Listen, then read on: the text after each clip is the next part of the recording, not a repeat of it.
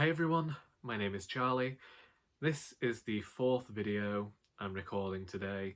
Hopefully it's the final video I'm recording today. It's the How Do You Read Your Book tag. And the tag was created by Julie of A Hungry Bookworm, and I was tagged by Emily of Novel Novels.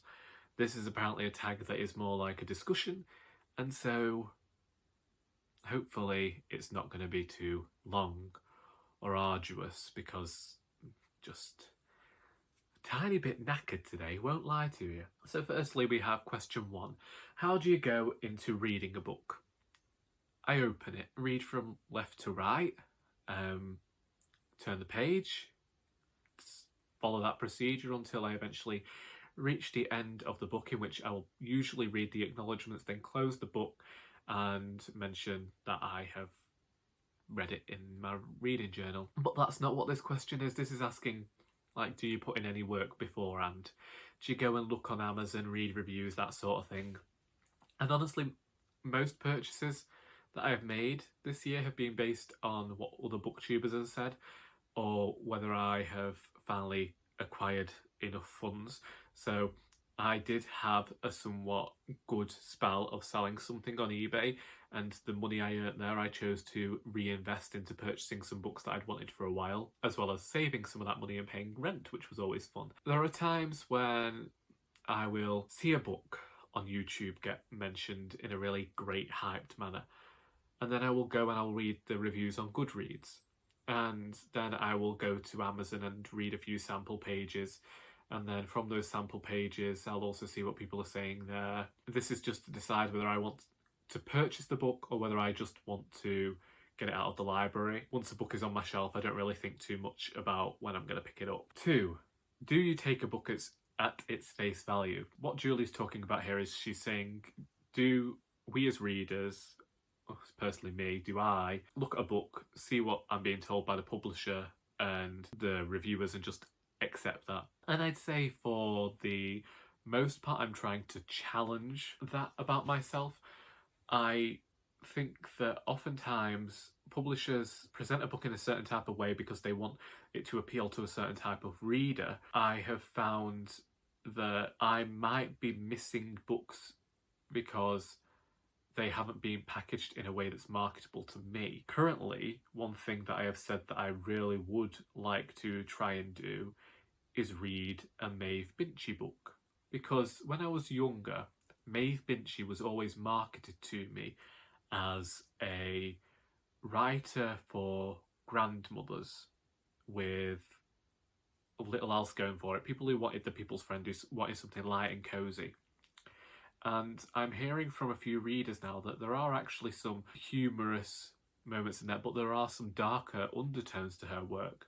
And I think it's something that I would like to discover, because she was an incredibly popular writer and I still sell tons of her works when they come into the shop. I'd say in the past, yes, I've taken a book at its face value, but it is something that I'd want to challenge about myself in future and change. 3.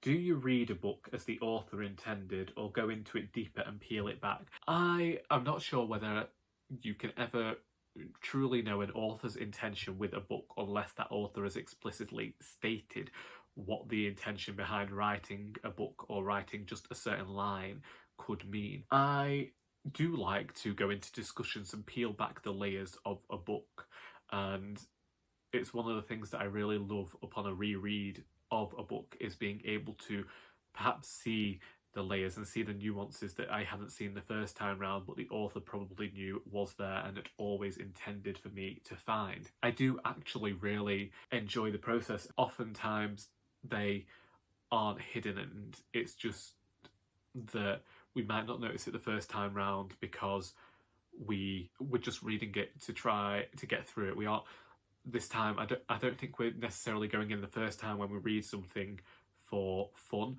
We're going through it to get it read and make an opinion. And I think that if we like something, we'll go back.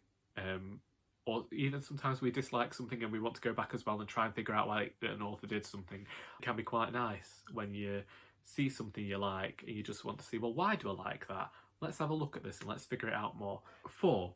As a booktuber, reader, reviewer, do you read a book differently knowing you are going to review it?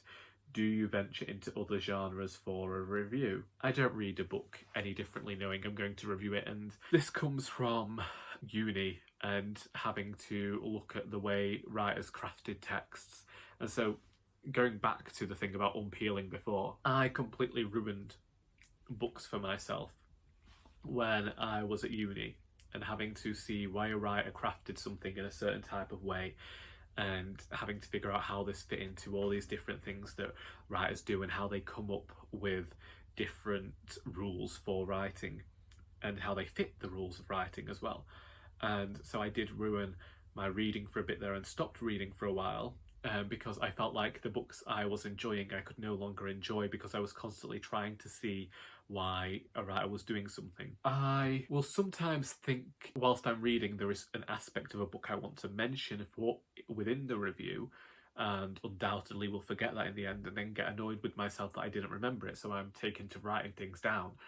But I never think whilst I'm reading, well, we've got to read this a bit more closely for a review, because honestly, I don't think that I'm reviewing anything. I think I'm just sharing my thoughts and hoping for the best. And do I venture into other genres? I'm genre heavy. All I ever do is jump and leap across other genres. The only genre I haven't ever properly got into was sci-fi.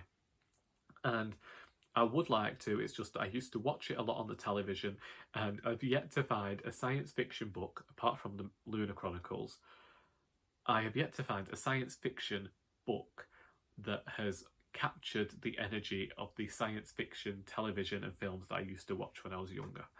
Phew. That's that done. And even that's 10 minutes. If you want to be tagged, ask me in the comments to be tagged, because I've tagged a few people in these last few videos and it's been a bit of a tagging frenzy and I'm tired. I hope that you have enjoyed this video, and until next time, that is all.